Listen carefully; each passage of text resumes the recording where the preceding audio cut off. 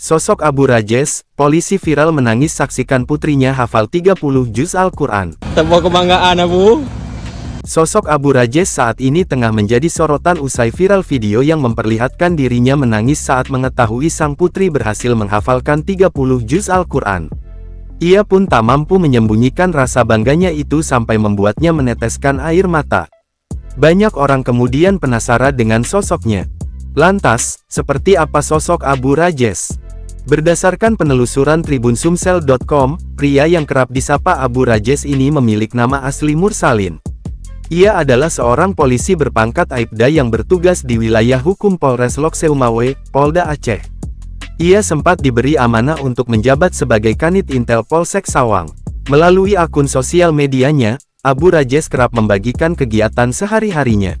Dalam unggahan tersebut pun diketahui bahwa Abu Rajes telah menikah dan memiliki 2 orang anak.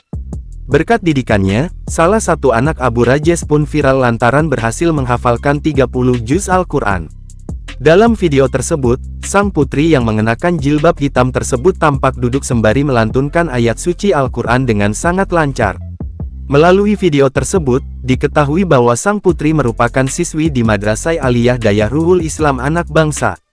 Abu Rajes pun terlihat bangga dan terharu dengan perjuangan anaknya tersebut. Ia tampak berulang kali menyeka air matanya itu kala melihat prestasi sang anak.